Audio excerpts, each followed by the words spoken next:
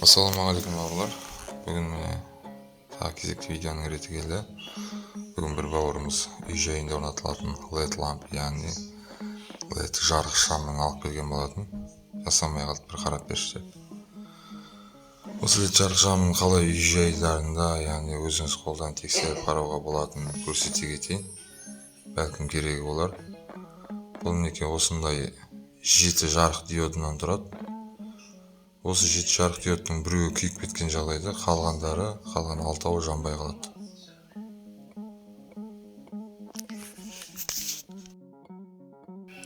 Осылай бауырлар, қалай тексеретінін көрсете кетейін.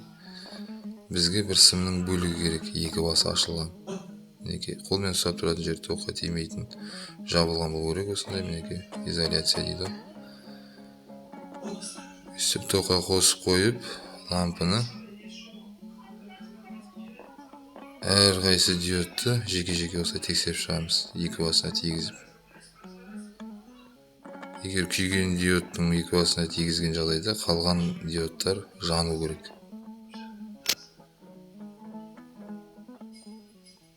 Осылай бәріне тигізіп тексеріп шығамыз.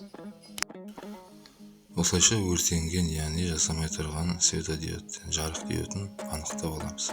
Мінекей екі басына тигізген кезде қалған диодтар жанды.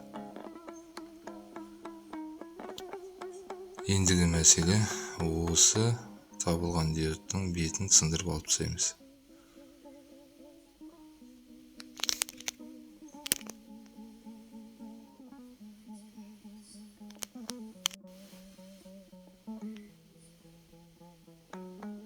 Осылай барлығын алып, бетін тазалап аламыз.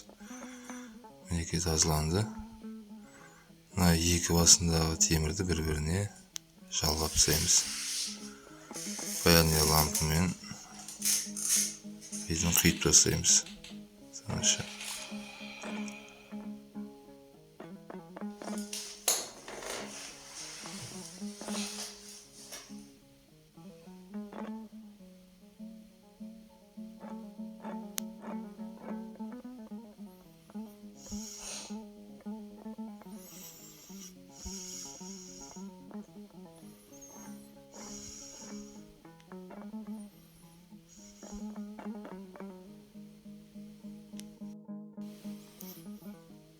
Ендігі мәселе тоққа жалғап тексеріп көреміз.